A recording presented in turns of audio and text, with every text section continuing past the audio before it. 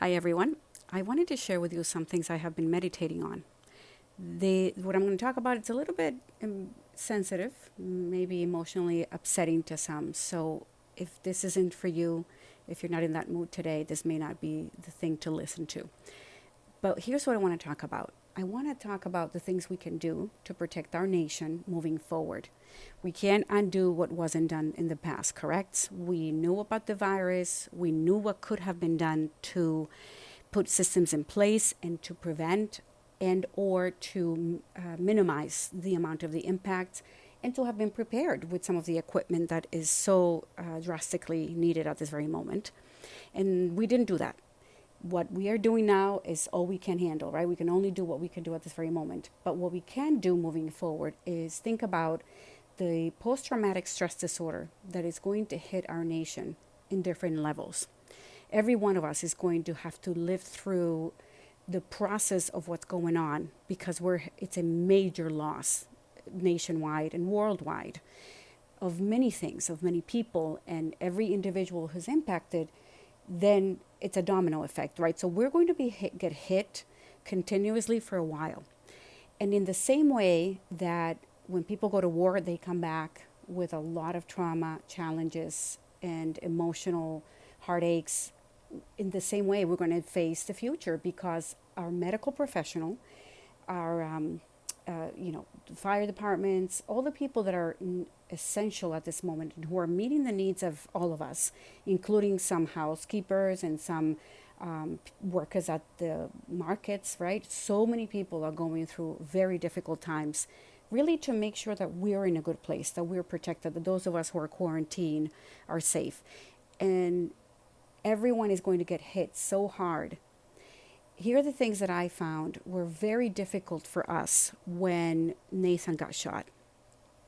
Many of you know this, some of you don't, but Nathan was shot December 12th, 2019, and he was shot by a state trooper under some complex circumstances to do with the lack of understanding of autism. My son is autistic, he is high functioning, but we now know a lot more details. We still have more details to find out about.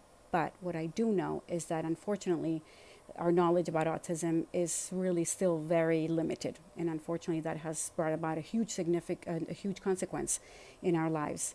So now Nathan is paralyzed and we are in rehab. We've been in rehab for a long time, working to get him better and to be able to function with his arms, which is what he has use of at this very moment. And I'm grateful to God for that. But I want to talk about that the things that impacted our family the most wasn't necessarily when we got the call that he was shot, although that was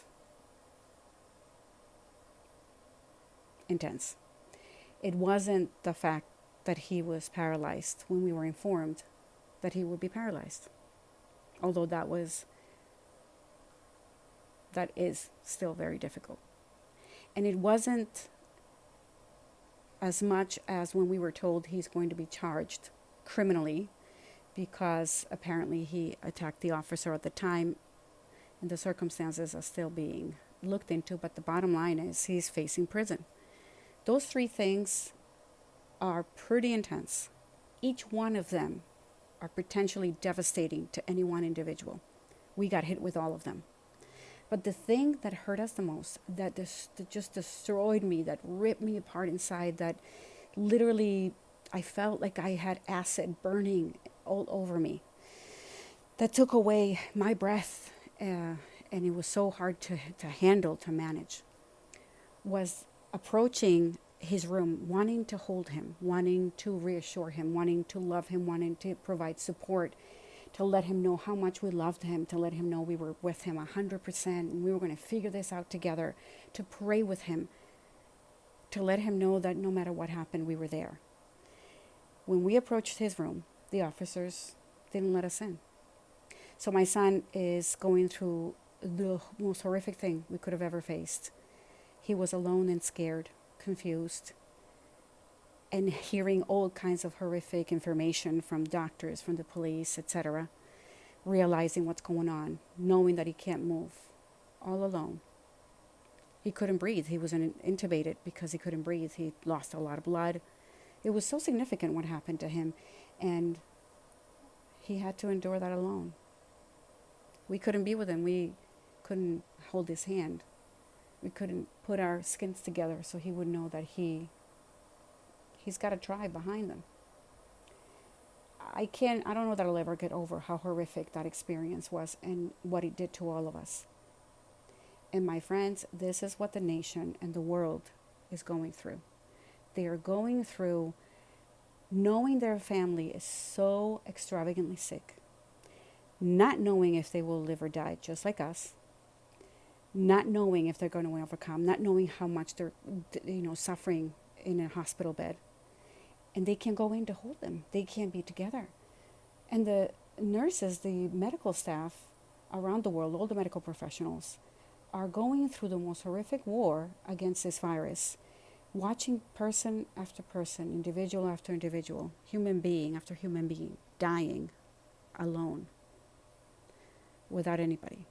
And the family going through, only those of us who've gone through this can understand what that means, being on the other side and not being able to be with them. That trauma, that pain is going to stay with us. And then those who have lost family members or who have survived and have significant consequences physically, medically, after the fact, that's going to stay with us. We know this is going to happen. This is coming. It's already happening. We're already dealing with so many emotional things that are hurting us. And the mental stability of our nation will depend on how we act now to protect us, to set the systems in place, to find solutions, to set laws and medical services and the insurance companies to put something together. It's a calling. I want us to consider what we can do. And if you're hearing this and you have a way to make a difference in the preparation of what is to come, then let's do something about it. I don't want us to be 6 months from now or a year from now talking about that we need life support, emotionally and mentally speaking, for some of us, and that we don't have sufficient, PPE protection or ventilators. We can start working on that now, not later, not when it's too late or when everything is being rushed and no one is thinking clearly. We can come together, plan it, organize it, and protect ourselves. We can't undo what happened, and we can't go backwards, but we can go forward with a plan to do as much as what can with what is in our hands. And so think about that. Let's consider ways that we can radically focus in that venue. I know there's a lot of other subjects and issues that we still have to address down the road, and those will be addressed.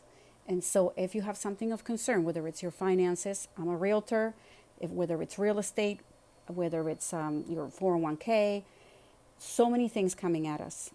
We can still put a plan in place for all those things now in preparation for what we can anticipate could potentially happen. And, it's real. So let's think about that. For all of us who pray, let's pray about it. But we also need to take action.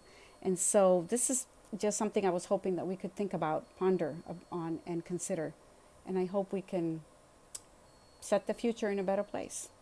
So that's it. That's all I wanted to share. Thank you for listening. Bye.